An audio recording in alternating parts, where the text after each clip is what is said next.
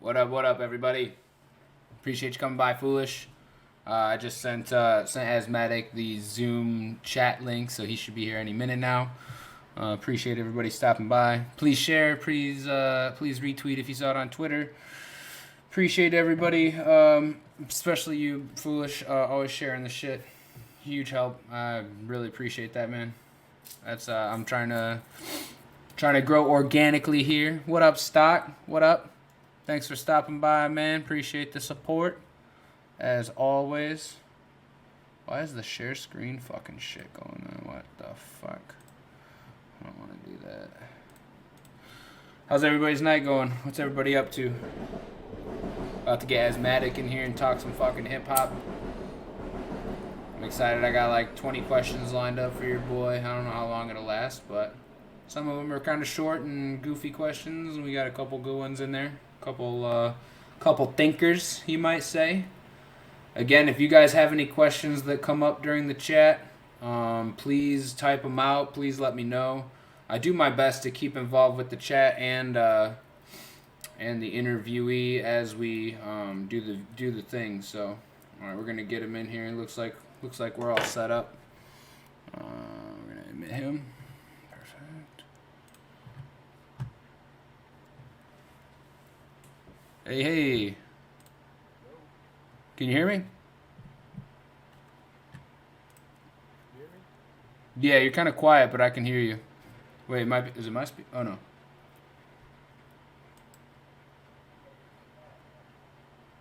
Can you guys hear him over there in the chat? Say something else real quick.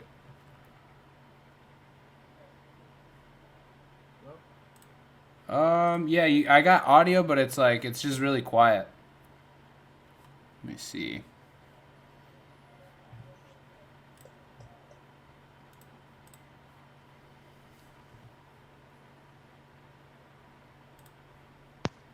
That's why I have my audio box plugged in. Okay. There we go.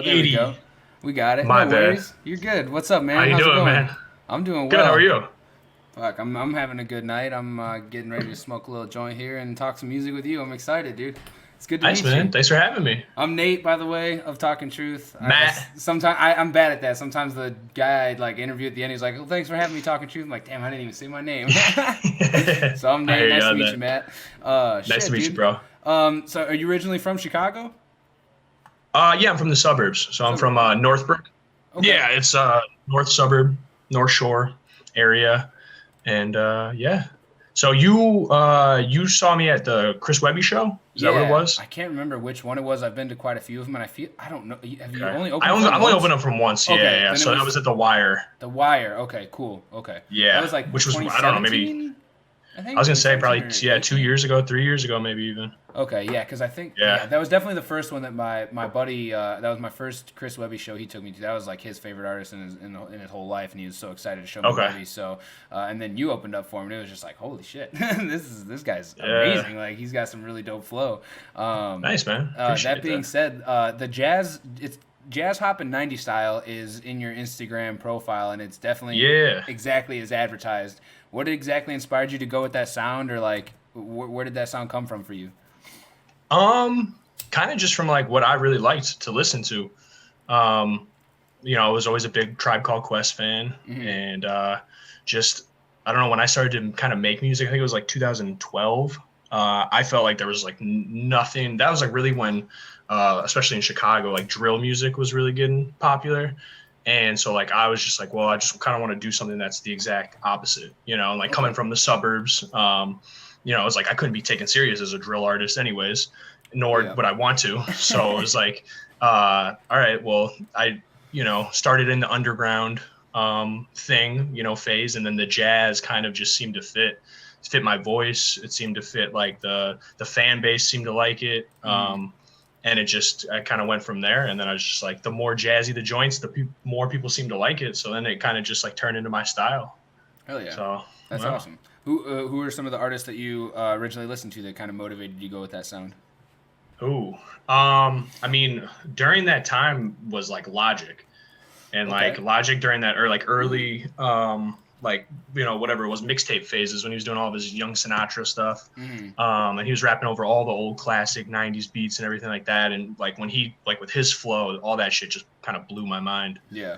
Um, and then like Dizzy Wright, Oh, okay. Chris Webby, that's another big guy of like those guys that just with flow and like kind of hitting that underground thing of just like, yeah, I'm gonna bar out basically and hit, every single syllable that I can with rapping. And yeah, man, I mean, Mac Miller obviously was, especially during that, like when he was rapping over like the Kool-Aid and frozen pizza and shit like that, like it was just, it seemed like a perfect, time for all of it.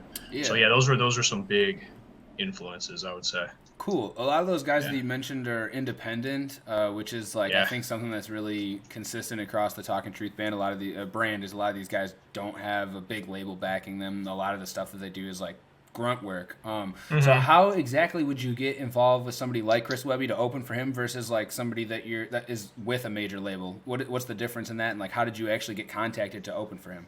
Yeah, I mean, it's not like what everybody would think as far as like going through the artist directly. It's most of the time it's like whenever I see a show that I think that like I would be a good fit for to open up for, the first thing I do is I find out who's putting the show on, like what promoters putting the show on. So I think for that one it was by a thread or something, I think is what they're called.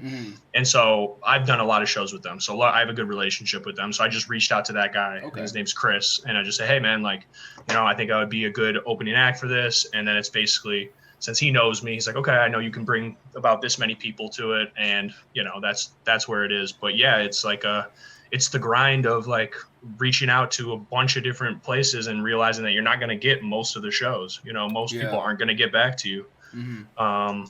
And when you're not, when you don't have a manager or an A&R guy or somebody like that to message them, and it's just coming from the artist, a lot of times, people aren't going to take that serious. And so you got to kind of have like, the way I look at it is every show I do is kind of like a resume. It's like I put another one on the resume, and it's like, hey, now I've been able to open up for this guy. I can bring this many people.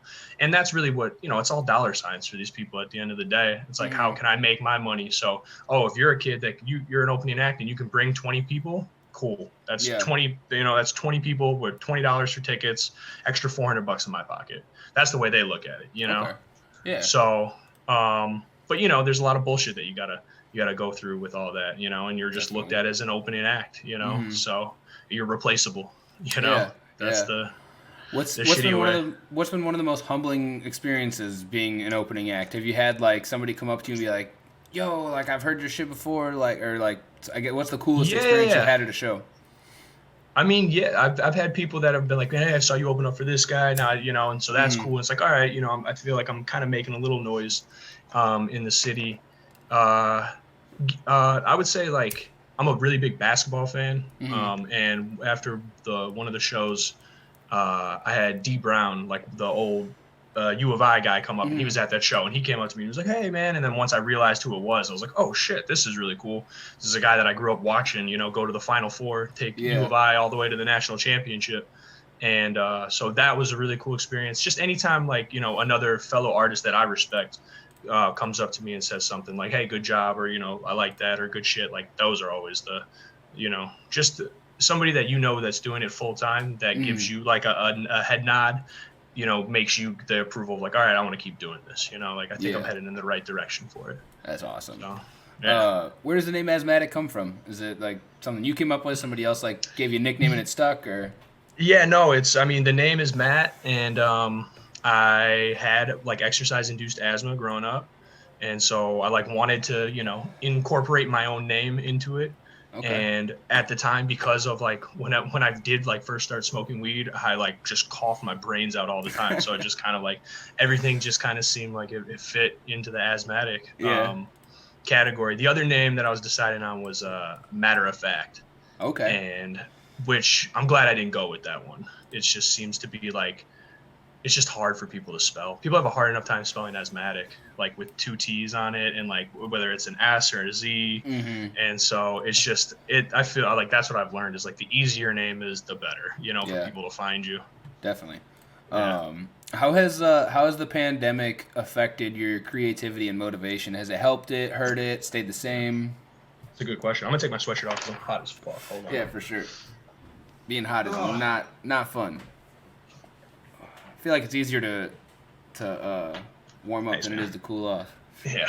Um, the pandemic, yeah, man. At first, with the pandemic, I was like, I'm gonna write every single day, and that was like because at first it was supposed to be a 2 week or a month thing, Mm-hmm. and I was like, yeah, yeah, yeah. And I was on a good streak for it, and then I really hit like a writer's block for a while of not doing, I wasn't doing anything, and I felt like everything I was writing was kind of like the same thing over and Mm-hmm. over again. Even if I forced myself every day to write a new 16, I would have a bunch of the same content. Excuse me. And I didn't think that was going to ever be like I don't know, people get bored of the same shit over and over again. Um, so I kind of like took a step back from writing, but I wanted to like still keep my mind creative in different ways. So I tried to pick up different like projects to do. So I started doing like different art things, just to try to like keep that creativity. I bought a ukulele to Oh like hell start yeah. teach myself like to play some ukulele, just different things that like kind of keep the creativity side Mm-hmm. going, but it doesn't force me to write the same lines over and over again, Yeah, you know yeah. So definitely. now that things are back opening up and everything like that, I'm back to writing and everything, but there was definitely like a 2 month time span where I was like, all right, I got to take a break from writing Yeah. because I don't think I'm improving right now at all, you Okay. know Yeah, definitely. How does your song building process work? Do you go to a lot of the same producers? Do you just like kind of search for beats online, or like do you go into a studio and like build from scratch? Like, how does that? Is it consistent? How does that work for you? Most of the time it's a consistent thing of like I'm in constant contact with producers. Like I always think that like I can never have enough beats, to choose from because I don't know Mm-hmm. when a beat is gonna hit me in the right way to inspire me to start writing. So I kind of have like a file on my computer of like, oh, these are, beats I know I'm going to write to at some point. Okay. These are beats that I think, and then I'll just one day like, oh, I want to write today, but I'm not sure what I want to do. So I'll just kind of, spark something up, fucking put on that, playlist. And then if something hits me, go ahead. Like, all right, I'll start writing to it. Mm-hmm. And I'll try to, most of the time, like the hook is what comes first. It's just like the easiest thing to like kind of like then you have a structure and you have an idea of what you want the song to be about, Yeah. and then going from there. Then basically just writing. I do most of my writing, I would say, like in my own room, in this room. Mm-hmm. Um, but I do the studio stuff if that's mostly like if I'm collabing with people. Like Okay. if I'm working with another artist, I like that element of creating with another person and bouncing ideas back and forth. And Mm-hmm. I really like that. That was, Thank you. that's something in like hip hop groups that I really like. And I've always wanted to be a part of a hip hop group. So, Yeah. I mean, it's, so collabing with people is awesome. I was gonna say It's great. the jazz cigarette is like fucking beautiful, man. Like that's just a Thank you, whole dude. ass vibe that you can like just put on repeat and like listen Thank to you, man. almost like the whole day. It's really dope. And there's just a lot of different people on there. How did that one get put together? Is that something you guys like sat down and like, all right, we're gonna Yeah, put together a that, project, or did you like seek out? All right, this guy would sound good on this one. We should maybe get him, or is that like all you guys sitting together and like putting something together? so me and Rhymester were like the two MCs that were like on every track Mm-hmm. for it. And I met Rhymester just through doing shows in the city, Okay. opening up. I think we met at Dave East, the Dave East show. Okay. And um, we just, we kind of clicked right away. Dang, And that's cool. um, he invited me over he was like, yeah, you want to come? They have a studio called Ever Evolved. And he was like, do you want to come by one day? So we did it. And it just became like a regular routine thing where like he does this music like full time. Mm-hmm. And I have a job, as you know, we've had to, reschedule this a few times. Yeah. But so for me, like the only time that could really work was Saturday mornings. That was the only time that I felt like I wasn't taking away clients from them too, because like rappers aren't gonna Mm-hmm. be there on a Saturday morning. They're there on Friday night till, Yeah. whatever. So that's kind of how the whole thing, it just turned into like a morning type mixtape where like we would meet every morning And then, iced coffee and blunts kind of came from like us. Just I would show up with iced coffee, he would have blunts, and like then we would just kind of, that was how we got started. And then we would, all right, let's cook a song today. And so we did it multiple weeks in a row. And then just from all the other people we had on were just people that are always in and out of Ever Evolve studio. So people would just come on in, come on out, and be like, oh, this girl can sing. This, that's what we have with Jay. So like Jay can get on the, this. Jay Bose has a really great voice. Let's get him on a hook. Mike Booth was there for a couple of them. Let's get him on a hook. Yeah. It just, that's the community-based thing that I really like with Ever Evolve. Is like they just have a team, of a bunch of different people that can all do stuff, whether it's producers, engineers, rappers, singers, break dancers, videographers. And it's, at the end of the day, like you said, like it's an independent thing, but if you can have, a team behind you. Uh-oh.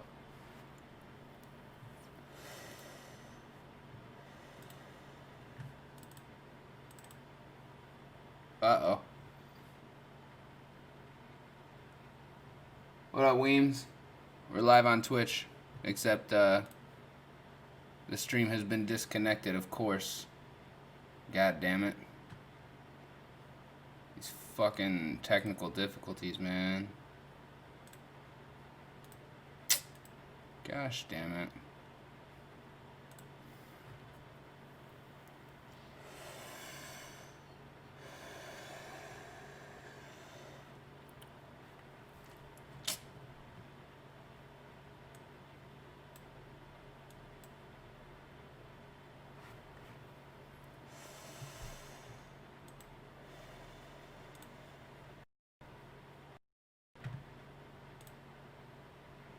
Bruh.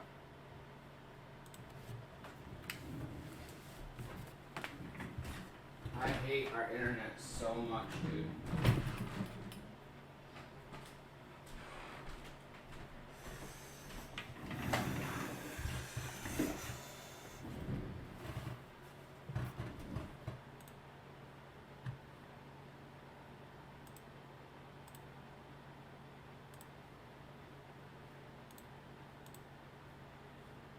Back on myself for the rest of my life. And you sat at a desk job, that was great. You had a great fucking time. You had more money, but you had a great fucking time, like damn. I don't know, man. That hits home for me because I got a job over in Evanston at an office job, and I was on commission making boatloads of money and doing, making a lot of money, but I was not happy at all. That shit was, I just burnt out. That shit sucked. And I don't know, Talkin Truth has always been, I don't know, I guess I kind of started the idea there and started working on it there and just took off from there. So how long have you been doing it for? Came up with the idea in like early 2017, I want to say. Okay. So it's like going on 3-4 years now. That's awesome, man. Have you been doing it this? Oh, okay, there you go. I just started doing the streaming stuff like 2 months ago or something like that. Never had the equipment really, and then unemployment thankfully hit, and I was able to invest in a laptop, and then other stuff finally kept falling in place, and I kept being able to invest in myself. So it was finally be able to get the stream up and running and be able to talk to guys like you is super awesome. How do you like Twitch? How do you like doing this stuff live? It's cool. I mean, I love doing this stuff live. It's really hard to be able to do a lot of other content on here, though, because of the copyright stuff. So if I want to talk about bigger artists like, say, Smino or something like that, like, shit gets copyright. Just for talking about them? I could just, not talking about them, I want to play, like, the music. So I play the music in the background, which... I'm not really trying to use that to gain money, but they copyrighted it. You can't monetize off of it. And, like, at any point, I believe at this time, like, I've had so much copyrighted music played on the stream in the past, like, they could probably come at me at any point and just be like, nope, your account's canceled. So I've been trying to come up with different kind of content to stream live or just outside of interviews, potentially, too. So, what else have you thought of? Did you do any of the video game stuff or no? No, not really. I'm actually getting a lot more away from video games than I used to. I just got married. I just got a dog. Oh shit! And a new place. Congratulations, man! Thank you. Cheers to you. Thank you. The first week of September last month, all that shit happened within a week. So I have not been playing video games at all lately. I've been way Yeah, no, you got other stuff. And, real life shit. yeah, it's weird because I've been unemployed for a whole year, and that's all I was doing. So I thought about doing it for a while, but probably not. I don't know. I don't know. Dude, I mean, I'm still searching. I'm still searching. I hear you, man. I just know that that's super popular in the Twitch, Yeah, world. you gotta be really good at it. Well, not necessarily. You gotta be able to hold good conversation and. I was gonna say, or entertaining, like, right? Yeah, and it's like hard for me to focus on a video game if I'm like really like I'm super into like lyrical stuff and like conscious stuff, so I'm like more into the conversational kind of thing, which is even more niche. So it's just like, how do I bring more people into this conversation? Honestly, that's the real goal. I don't really want to make other content. I love just talking to artists and talking about hip hop with people. So I guess just figuring out how to get more people into the chat and create an environment where people just want to hang out and talk about hip hop music is the overall goal. Because I don't know, I feel like I didn't have this plan to go this route with streaming at all before COVID hit, and then COVID hit, and I was like, shit, I can't do concert videos anymore. Like all my content was backstage footage, was like footage with stock and mic and like things like that. So that completely all stopped. So now I got to find a way to connect with people on a different level. So at least you're fine. Yeah, you're doing it, man. I'm trying.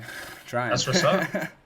No, I have a very similar like just idea or just relation to that, as far as like me and my two buddies have a podcast where we interview artists in Chicago and things like that, and we'll get some decently named artists where we're like, oh, this is awesome, we're going to be able to hopefully bring this person's fan base in, and they're going to be able to hear us, and then we can hopefully get them to stay from that's the goal, right? They listen, and then if they hopefully they like what they hear and they stay.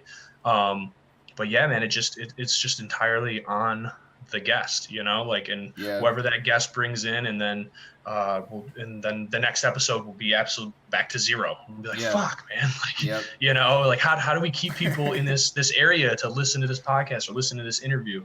So yeah, man, I hear you on that. But you're fucking getting people, that's for sure. You're getting way bigger people than me. So you're fucking.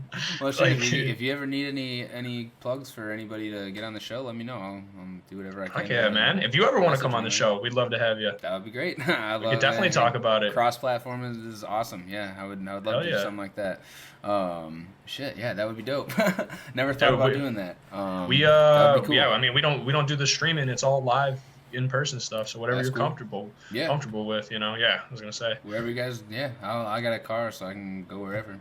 Perfect. We're not too far from you. We do the stuff at like 2730. I probably shouldn't say the address on the thing, but we're in basically like Logan Square area. Okay, cool. That's cool. Yeah, that's only like 15-20 minutes drive from here. Yeah, it's not too bad. Awesome. What has been your favorite performance thus far? Speaking about like all the shows and stuff that you've done. Yeah. Redman, opening up for Redman was probably my favorite. Just best crowd and the energy, and it was the best venue, Joe's in Rosemont. I don't know if you've ever been to that, but it's awesomely cool venue. Okay. So yeah, I would say that's a 1-1 right there. And I don't know after that. There's a lot of really good ones, man. Doing Cameron. At shows on Weed Street was a really cool one. I really liked that Chris Webby one. From what I remember from that Chris Webby show, I think I showed up really late for it, and I only got to do like 2 songs, I think. Yeah, I do remember that actually. Yeah. And that was all 100% like, again, going in with the being an opening act. It was just miscommunication between me and the guy. Yeah. And when I mean miscommunication, I'm being nice. It was his fuck up, it was, it was him telling me completely the wrong time and everything. So me showing up and then him being like, oh, hey, by the way, I think it was like 8:50, and he was like, Chris Webby and his people are on at 9. So he's like, so you just got here. He's like, you got 10 minutes, like go up there. And I was like, oh, okay, fuck, and there's that. But I remember that being, I remember it being a good crowd as far as like good energy. And I remember selling, a lot of merch at that show. That was one of my best ones for merch sales. Yeah. So even, doing 2 songs for some, sometimes that's all you need for people, right? It was enough for you to think that I'm, good enough. Yeah. And maybe if I did 3 more, you'd been like, no, this guy's played out, and it would have just been, only 2. So everything happens for a reason on it. Yeah. But yeah, Redman's 1-1 for sure. Cool. I mean, definitely kudos to you going back to the Chris Webby show. I mean, just the way you carried yourself and the fact that you only had that amount of time and what you were able to give the crowd and like the energy that you still were able to feed within that 10 minutes was dope. So, I mean, just Nice, the way you man. carried yourself obviously made me want to follow you even more. So, that was really cool. Because you see some people just like fall apart on stage and it's just like, oh shit, you completely tell their energy's gone. They like don't want to be there anymore, and it's just like they're just getting through the show because they're getting paid now. So it is what it is, you know. Yeah, man. I think that performing is like a whole like lost art of music, you know, that like you can make a really dope song and be a shit performer, you know, and vice versa, you know, and you can not make great songs but be an unbelievable performer, you know, and put on a great show in the moment. So I think that like trying to have a healthy balance of both is something that I try to do, you know. It's like, oh, I want to be able to make good songs where people listen to, but when I go to put on a show, it's like I really want to. I feel like that's such an opportunity to grab people in. Oh yeah. You know, for a live performance. So it's like, just be as normal as you possibly can. You know, that's the way that I look at it. Just try to be like up there, just a normal person people can relate to. I don't try to be anything that I'm not. I don't try to show any fake confidence, you know, or anything like that. But just be confident. You have to be confident. Otherwise, if you don't believe what you're saying, nobody's gonna believe what you're saying. Exactly. You know, that's the way I look at it. Definitely. This is I don't know, kind of we'd like to touch a little on mental health on Talkin' Truth a little bit because I feel like it's really important. It's got a big impact on my life. So when life has you down, what do you do on those kind of days to pick yourself back up? Man, mental health's a big thing, man. I don't know. You should actually look up this place, and I've been talking to them recently. It's this page called Coffee, Hip Hop, and Mental Health. Okay. And it's a Chicago-run company, and it's basically that, you know, it's about talking about coffee, hip hop, and mental health. So it's trying to bring Chicago hip hop artists together to spread more light about mental health. Dang, that's cool. Yeah, and so you know, mental health is something that I wouldn't say I necessarily struggle with, but I definitely have my down days. But there's a lot of people in my family that struggle with it, and it's an important thing, man. I try to like do certain things that you know, that like whether it's like turn on a TV show that you know is going to make you laugh, you know, or something like that. Okay. Anything that like, you know, gives you that some type of like, there's different speeches that I like to listen to that like may like give me calming or inspiration or motivation or things like that, or, you know, something that I know is going to make me laugh. Or on the opposite side, there's things that I turn on that I know will make me cry, that like I think like, all right, this is going to help me right now, because like I feel like I have a hard time displaying sadness and emotion. So like if I can turn something on and it lets me cry for like a couple minutes, it's like I like feel like, oh, I just took a nice deep breath. I'm like, I just feel better. Like you just feel better after that. And so just like kind of being in tune with your own self, and then knowing what you like can get you out of those moods, or what things can, you know, help you out. Dang, that's awesome. Yeah. I mean, even saying that you don't struggle with stuff like that, like things that you're saying right now are like things that I definitely can find myself doing from day to day to help. Well, yeah, I mean, I don't want to say that I don't struggle with it, because I don't. No, I mean, but you said, it's just. In comparative, you know, for a lot, but yeah, man, that, and then just talk, you know, I think that like, don't try not to alienate yourself too much from people. I think artists do that a lot. You know, they try to like, if you, I don't know, you know, maybe you know better, but when you talk to artists, they go like, oh, I don't have any influences, or I don't talk to anybody, I don't listen to anybody else. Like, you know, it's just like, I'm only focused on myself. And there's a lot of benefits to that, but I think that there's also a lot of, you know, there's a lot of negative of that. If you're only worried about yourself, if you're only talking to yourself, if you're not, you know, out there and getting to know. So like, fucking talk to your friends, man. This is one thing that I try to do, and I haven't been good at it, but I put myself in, is like, I want to call like one person that I haven't talked to a week, like in a long time, you know, and just give them a call and just be like, hey, what's up, man? Like, how you doing? Because I'm not good at keeping in contact with my friends, you know, like, and my initial friends I'll see, you know, so that's not a big deal. But like friends that I, you know, maybe moved away, or friends that I knew in college or something, whatever it was, I'm just not, and it's not anything personal, I'm just not the best at keeping in contact with people. You know, you have your own life going on. So yeah, just like self-correction and self-realization. You know what I'm saying? That's a big one. But you should check out that page, Coffee, Hip Hop, and Mental Health. Because I was like, to have a brand like that in Chicago is huge. You know, like with everything going on, I think that's such a big thing. And yeah, his whole thing is, I think the guy's name is Chris Christopher something. I'm gonna mess that up, but his whole thing is normalized therapy. That's Okay. like the thing on it. So it's just especially I think he's saying more so in the black community. So but just in general, I think that just in males, just as being a guy, like it's kind of our thing to kind of put our feelings down and toughen up, put our shoulders up, and keep it moving. Mm-hmm. So I think just in general, like we just got to talk about your feelings, man. Hell yeah, that's awesome. You know? Dope Yeah. message. um, a couple of like not so serious questions. Movie Sure. night is I really love that song, especially because you mentioned Lou Malnati. He's one of my favorite pizza joints ever. Yeah. What is the most overrated movie to you? Ooh, the most overrated movie. Yeah, Man. and then the most underrated, but overrated, underrated. Mm, I mean, my girl is like really into Harry Potter and all that Mm, stuff, and I know everybody's into Harry Potter. I think that they're well done. I'm just not into that stuff. yeah. So maybe I don't know. I don't know if I can say that that's the most overrated though. Let me think of underrated first. Most Okay. underrated movie. I really like Clerks 1. I think that's such an underrated movie, dude. Ooh, In the black and that's white, and fire. that movie just makes me laugh so hard every time I watch it. I That's a think that great that's a movie. really, and that's one that like a lot of people know Kevin Smith and watch all of his other stuff, but they'll be like, oh no, I never saw that one because it's in black and white. And I'm like, no, Mm, that one, you got to go fucking check it out. That movie's awesome. So I'm that's gonna a say great that is answer. underrated. Hell And yeah. overrated. I'm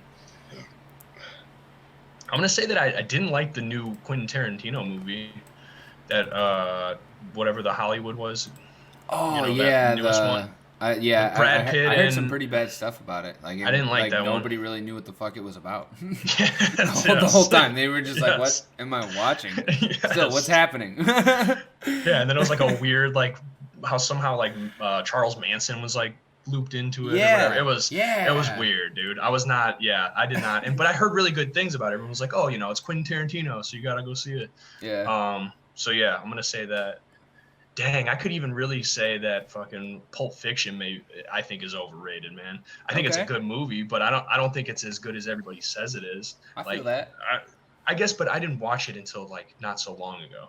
Like I didn't see Pulp Fiction for forever. Maybe a year or 2 years ago was the first time I ever Yeah. saw it. Okay. So when you're only hearing, like, oh, it's the best movie ever. You have to see it. It's the best movie ever. So Yeah. then I had that expectation, and then when I watched it, I was like, oh, it's a good movie, but it's Yeah. there's a lot of better shit in my opinion. I feel that. Yeah, I feel Yeah. like the movie that's both underrated and overrated at the same time right now is Uncut Gems. I'm like I have heard only Yeah. 50-50 on that movie. And True. They honestly, love it or they hate it. I Yeah. watched it. I got through an hour and I had to turn it off. I was just like, dude, Okay. this is the most overrated movie but it's like it's in the middle cuz I've also heard like the same amount that were just like, "Nah, it's garbage. Don't watch it." So if I would have shut that movie off 5 minutes before it ended, I Mhm. would have said that movie was garbage. But the Oh, lad, man. the ending of the Now I might movie have to watch almost, it. yeah, almost makes Damn it worth it. The ending of the movie's sick, and you're like, oh shit. But I don't know if it's worth the 2 hours of like just chaoticness that's Yeah. going on. But Adam Sandler's Okay. still funny. Damn. Yeah. But I would say watch it till the end. Okay, I'm gonna have to finish it now. Damn Yeah. it. What's the? Can you remember the first music you ever bought and at which store? Ooh. Um. I remember. I don't remember. Probably Best Buy. I Okay. remember I remember having like the Now CDs, like the early Yeah. Now ones. Yeah, like Now 4. I remember that one had the Okay. I'm blue, abadi da. Yeah, so I remember that. And now CDs was Um, it. and then I remember like the first CD that my parents really bought me was they bought me like an old school rap volume 1, volume 2 because I was like really getting into Eminem, and I think Hmm. they didn't want me like as a kid to listen to Eminem, so Yeah. they're like, oh, listen to this, and it was like, like Sir Mix-a-Lot and like It's Tricky by Run DMC and shit like Okay. that. So that was like my real introduction into all of this old school stuff, Oh, that's and that cool. was early on. Yeah, so that's definitely like a memorable CD for me. That's awesome. Yeah. That's definitely you can tell where the influence comes from after that answer. That's cool. Mm-hmm. Um, let's see. What was your favorite cartoon growing up? Ooh. As a kid, Hey Arnold. Hey Arnold. Fuck yeah. Yeah. Yeah. Nickelodeon guy then over Disney. Yeah. Yeah. Yeah. Yeah. Yeah, my And sister then watched a lot of Disney. I was Nickelodeon too. you're Nickelodeon, yeah. Oh yeah. And then now I still watch cartoons, man. I still love cartoons. I Me watch Rick too. and Morty all the time. I was You gonna like say Rick you and got Morty? you got the intro of Yeah, what's the, I yeah. can't remember which song name it Doesn't was. matter, yeah. Yes, yep, that's awesome. I got a Nobody Rick and exists on Morty. purpose. I got a Rick and Morty wallet. My wife has been begging me to get a new wallet so I look like an adult again. I've had this Rick and Morty wallet for like 3 years now. That's awesome. Shout out Cole Bruggs. He's in Dude, the yeah, chat. Thank dude. you. Hey, yeah, dude. Nobody exists on purpose. Nobody belongs anywhere. Everyone's gonna die. Now come watch TV. I love that. I love that line. Oh, that's a good one. But yeah, dude, I'm Nickelodeon all day. Hell yeah! Did you ever watch any Cartoon Network? Any of the Yeah. Courage Cowardly Dog or anything? Yeah, that one was creepy. Right, I was gonna say they Courage had was some really creepy. creepy ones. Yeah. Johnny Bravo, Dexter's Laboratory. Johnny Bravo. I always forget about Johnny Bravo. That was a good one. Mm-hmm. Damn. Okay. Yeah, dude.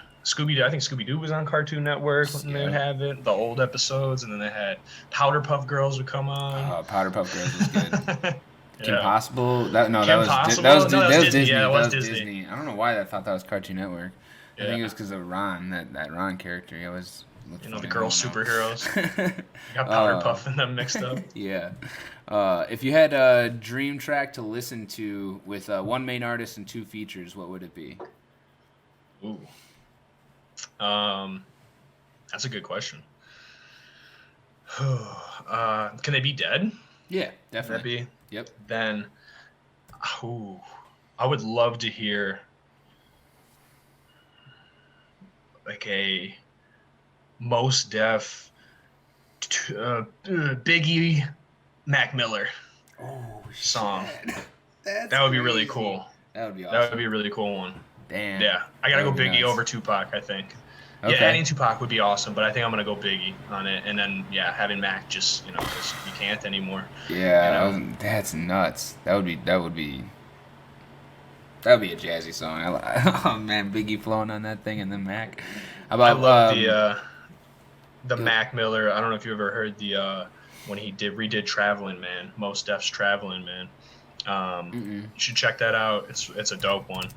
That's yeah. That was so I think I can't remember if he like covered the entire song. I know he covered the chorus, and I think he did his own verses and stuff for it. Okay. But yeah, it's great. Traveling Man is like one of my favorite Mos Def songs. And then so when I didn't even know that Mac Miller, I didn't know that he covered that until I opened at the Breaks Music Festival.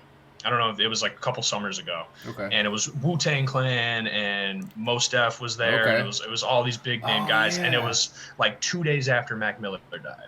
Oh, and shit. Mos Def came on and did Traveling Man and and gave like a Mac Miller tribute. And then I went home and listened. I was like, holy shit, I had no idea he did this tribute. And it's sick, dude. Okay. Yeah. Damn, I'm definitely looking that up. Yeah. Let's see. I just got a few more here for you, actually. For sure, man. Oh, this one kind of related to the last one. Dream track for you. Who would be the dream producer and 2 features on a song for you? Ooh. Dream producer. I mean, like Jay Dilla or, Pete Rock or Nujabes or, anything like super jazzy. And then, Logic. I think if I could I know he's retired now or apparently, but maybe what if like Logic and Hobson? I would love to have like a Logic and Hobson one because those are like 2 guys that just around the same time that were really big influences in that. Yeah. During that they were like Funk Volume was fucking killing it. During that time right when I started making music, and so that was such a big inspiration. That was one of my biggest regrets is I never got to see a Funk Volume show, man. And I was like, I really wanted to. I've seen Dizzy, but I never got to see the whole, crew together. So, unfortunate. Dizzy was pretty cool. I think I actually got tickets to see Dizzy Wright and Mark Battles. And Mark Battles ended up not going. Or he ended up not showing up. It was at the Portage Theater. And I bought the ticket for Mark Battles, and he ended up not showing up for the show that night. And they had some kind of fallout for a couple of years, and then they got back together and started making music again together. That I'm pretty sure my brother was at that show because he told me, and I think the Dizzy Wright at Portage Theater, and I think he said it was like super empty. Dude, it was like like right? there was like Yeah. 100 fucking people there. There was no, Yeah, it yeah. didn't even Same fill back show to the then. seats. Yeah, it was weird. Yeah. Yeah, that's crazy. And a huge venue with like 150 people. Yeah, it was wild. I had that happen at the Subterranean once too. There was like 5 people at the show for a dude named Jay Prince. Dude from London. I don't know if I know. Okay. Yeah, I can't think. He's got his most popular song is called Father Father, I think. I can't remember. But yeah, there was like 5 people in the audience, and it was just like everybody was just like looking at each other like, damn, those are tough bad shows, for this man. guy. Like, yeah. damn, we were trying to get into it as much as possible and just like make it feel as good as possible, because that was just like, damn, this is rough. 5 people. Yeah. Oof. What's the lowest amount you've ever had to? Have you ever had to have a show like that? Yeah. Oh yeah, definitely. Yeah. I mean, the first like 5 or 6 shows that I did would be like, I would be the very, very first guy to perform on a pay to play type, scenario where you had to buy the tickets up front, and then do it. And I would perform at like 6:30. There was one time where they had me perform before they let people in to the place, and they were like, you have to get on stage and start performing right now. And I was like, there's a line of people out there that came to see me and you're not letting them in. And they're like, yeah, but you got to start, and then we're going to let them in like during your second song. And I was like, what the fuck is going on? Yeah, dude. So there's a lot of bullshit that thing I've ever heard in my life. What? Yeah. Oh wow. Yeah, and that was at Double Door. Rest in peace, because that place isn't around anymore. Shit. Yeah, but I mean, yeah. So I've performed in front of, 5 people, 10 people, and then I've been lucky enough to perform in front of hundreds of people. Yeah. So it's it goes all around, but there's nothing like doing like a packed 100-person show, man. Just the energy of that, as you're a concert goer, there's nothing better than the energy of a packed small show, dude. It just there's really nothing better than that. Definitely. Dealing with change and learning about yourself is like really important, and I talked a lot about that in the last interview I had with motherfucking Mello, actually. What's something that you've learned about yourself this year? Ooh. What's something I learned about myself? That I don't know, man. I like constantly like question whether or not I think my music is like, oh, if this song is gonna, like, I don't know, I don't like this song, or now I do like this song, or whatever, so like I think that I'm trying to just not overthink the process of putting a song out.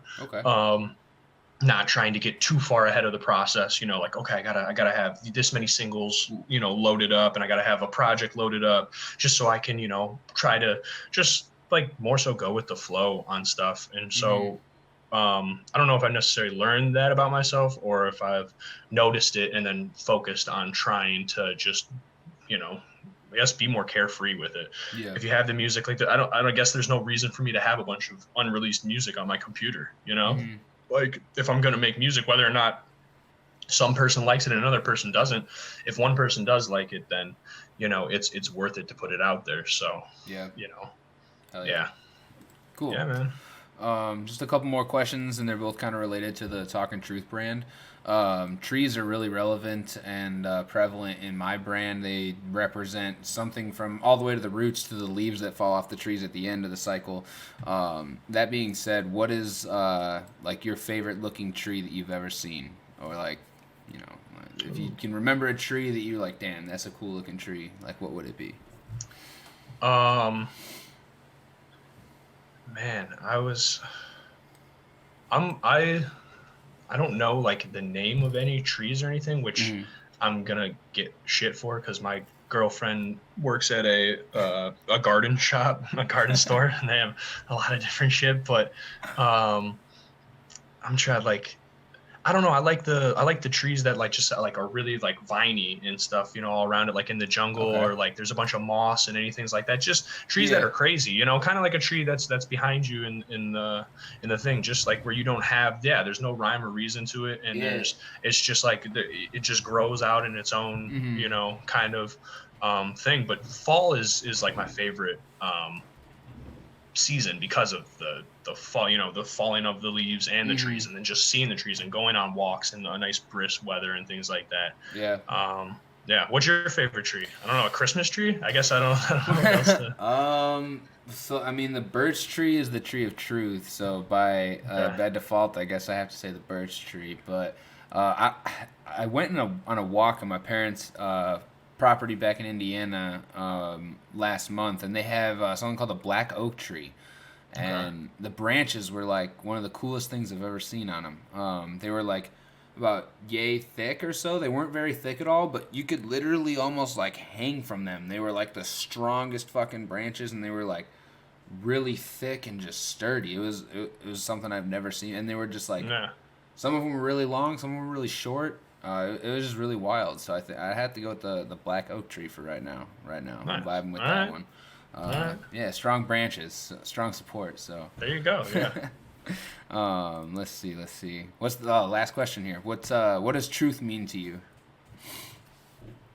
AzMattic is that I try to be as truthful as possible, like just show my, me being a suburban, kid in the Chicago hip hop community. It's like, I feel like I got to show my hand right away. Cause otherwise it's, it would be an easy hand to pick out. And if I tried to act hard or like I was, wasn't something. So, I think that truth in my music is the most important thing because I'm Mm-hmm. doing a music that's not traditionally, um, a suburban white kid, music. It's traditionally a black hip hop, urban style of music that kind of talks about one side of things. So I think that if the only way I can do hip hop music if I do it from my own experience, from Mm-hmm. my own truth and from my own knowledge of it. So truth is everything to me, man. Hell Yeah. yeah, that's awesome. Well, shit, Yeah. we definitely got to get up on your podcast. Keep in Dude, would contact love with me to have about you on. that. That would be dope. I've never Please, been a dude. guest on anybody else's programming, so that would be a first for me. That would be We cool. would love to have you, man. We'll That'd burn be some trees awesome. together. Hell yeah, I like I it. appreciate you having me on, man. Thank you. And no problem, man. Hope you have a good rest of the night, and we'll You definitely too, link up brother. again soon. Take it easy, man. All right, man. All right, peace. All right, later. Hey, so that was Matt Asthmatic. That was dope. I love those first chats, man. Being able to talk to somebody for the first time, and kind of introduce each other on the stream with everybody watching. That's pretty dope. Yo, appreciate everybody stopping by. Foolish Cole. I don't know if Rosa's still here. She was asking some questions. Sorry if I can't answer questions during the interview. And I do appreciate Foolish for you answering for me. So if anybody ever sees a question that I'm like completely ignoring and you can answer it, that would be tight. I appreciate you looking out for me, Foolish. Shit, man. We got some interviews lined up, bro. We got two more next week. Um, Shit, we got an interview lined up for the 6th, Tuesday the 6th, Thursday the 8th, and Tuesday the 13th. We're getting the 15th work done. That means two more full weeks of interviews set up on Tuesdays and Thursdays. Talking Truth Tuesdays and Thursdays are a fucking thing. We got the new apartment set up. We got the new digs all worked out. The internet's rolling. It fucking gave out on us tonight. I'm gonna have to fucking reset the router every time, like right before I stream, because God damn it, we had the stream cut out again. That's really fucking annoying. We worked through it, battle through it, work through the punches, roll with the punches. Yeah, man. Shit. Appreciate everybody stopping by again. I keep saying that. I repeat myself over and over at the end of every stream. It's just the way it's going to go. Oh, well. Again, yeah, we're going to be back again on Tuesday and Thursday next week. If you guys can think of any kind of content you'd like to see, let me know. If you can think of any way to get more people in this bitch, please let me know. I'm trying to fucking cultivate this dopeness over here with this community, man. I just want more people to enjoy meeting artists like that and participating in chats like this. I know I'm not going to get huge or anything, but having some more participants would be really dope. Man, can you imagine like 100 people in here like talking about hip hop at one time? That's a dream right there. That's a dream. 100 people chatting about hip hop at once? Bro, give it to me. That's what I want. That's my dream right there. I need to speak that, and we need to manifest that shit. Can we manifest that shit together? I need some help. I can't do it alone. Anybody that stops by, you're helping as it is. So I appreciate you stopping by. We're gonna call it a night for now. I gotta go take this fucking dog out. Hopefully he can take a shit outside. This little bastard is being real. What do you call it? He's not compliant lately. He's being protesting about going to the bathroom outside. That little bastard. But I gotta go wake his ass up. Hope you guys have a solid night. We'll be back on Tuesday. Take it easy.